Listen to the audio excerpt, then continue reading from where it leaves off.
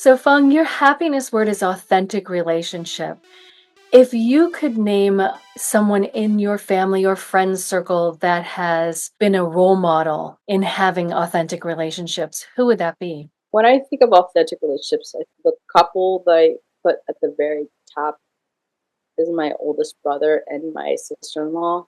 They're truly best friends. They had a common interest together. I've watched their relationship. I've lived with them before. They had a lot in common. They have a lot of similar views on politics and things like that. And like they do challenge each other. They make the effort to give each other the freedom to express themselves authentically and then discuss things in a very safe, like it's safe to be honest type of way. And that I really appreciate. It's something that I would want in my relationship is that I want you to feel safe enough to express how you really truly feel and what you really think because it matters to me. I care about your authentic happiness, not being scared of having crucial conversations that have to be talked about.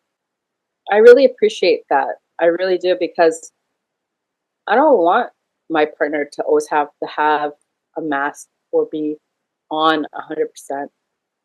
I would hope the same for myself too. Like I hope they gave me a safe space to express myself, and I would hope that they would want me to be authentically happy too. And I think that's why happiness is an authentic relationship.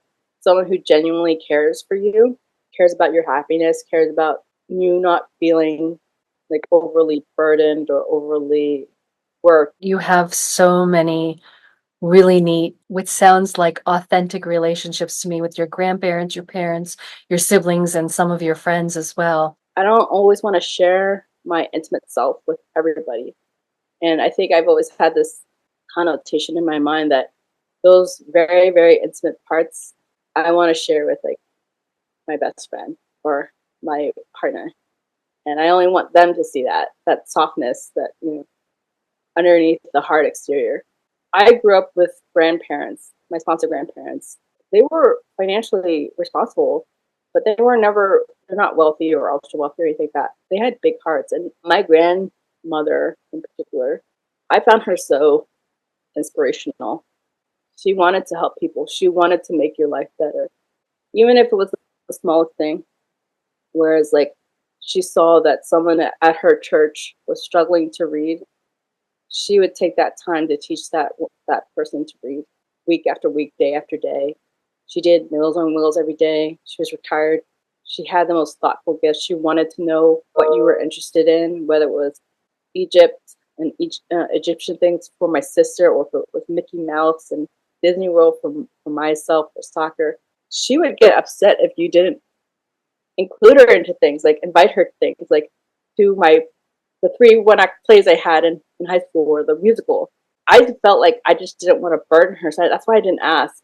And she was like, "I'm still upset with you," and I'm glad she said that because it was a very healthy way to express emotion. I'm upset with you that you didn't think that I wanted to be there.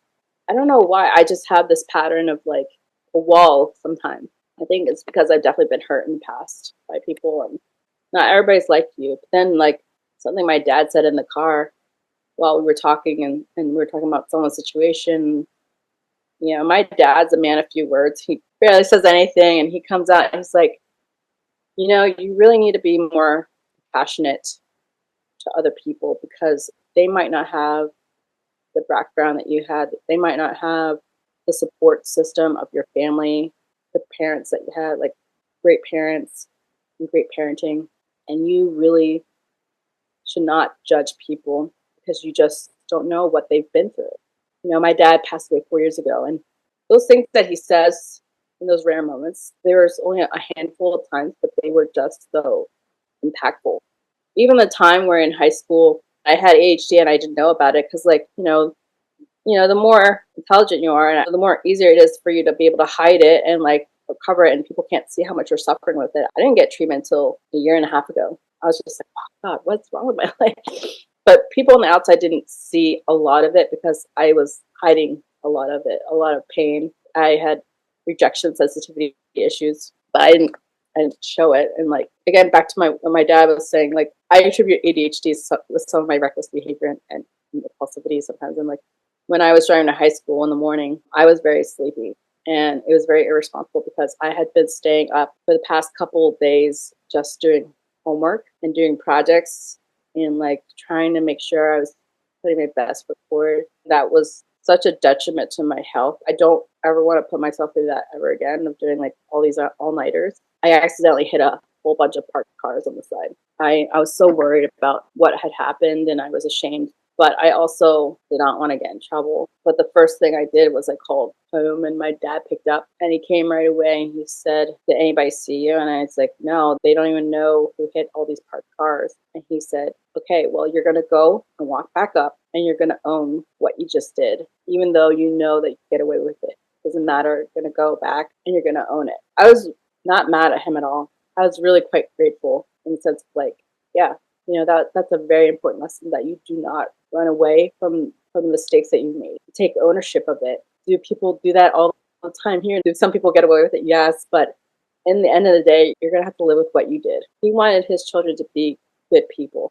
That was very important to him. Yes, educated, successful, and financially independent, but that was definitely something that I was like, I'm glad you are who you are, and I'm glad you told me to go back and own it because I was scared. And when you're in high school, you're like freaking out, like, oh man, is this gonna like ruin my application and stuff? Like, you're just a kid, right? Again, one of those life lessons that happened like 20 years ago, still hitting me till today. Just one thing you said to one person. And even though, like, yeah, I'm his daughter, but still, that plays in my mind and who I am every day. I'm not always perfect, but I do try my best to always apologize when I know I'm wrong or to take responsibility where I'm responsible at. I do try my best. I understand it because people automatically categorize people because it's more efficient, right? They put them in boxes, it's more efficient.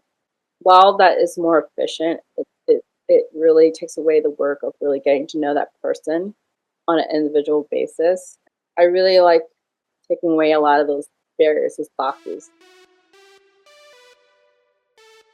Phuong, if you could give the gift of health, wealth, or happiness, which one would you give and why? Happiness. I didn't say health because your body's temporary. I didn't say wealth because you can't take money with you. I said happiness because your soul recognizes the life that you lived. It remembers the times that you were happy. It remembers the times that you were sad. It remembers the times that you fed your soul, the times that you starved it and you turned to your shadow side. And I think happiness, genuine happiness, it's more worth it to be genuinely happy for a year than have 10 years of unhappiness. It's more important to have a year of happiness than having 10 years of wealth but not being happy. And next, we have a question from our previous guest. If you had 3 wishes, what would they be? One, I would wish to find my genuine soulmate and partner and being with them. The second would be to have enough financial wealth to support the things that I care about, the projects that I care about, to do more good in the world. My third wish, I want everyone to have healthy happiness. I think the more we understand and each other and more we put those barriers down, the more we put those fears down about each other. You think that we're all enemies of each other, like people are out to get you. And like when you put those fears down, that's when you'll realize how freeing it can be. Phuong, I am so thrilled to have you as a guest today. You've shared so many amazing stories about yourself. Thank you so much for that. Yeah, thank you for having me. I love doing these things because I honestly love talking to people about everything. And when I hear myself, it gives me an opportunity to really reflect. And I appreciate the work that you do, and I hope I can help support you in whatever capacity I can give for you in the future. So Thank you. thank you so much. Subscribe and click the link below to find out about bonus tracks and how to join our community.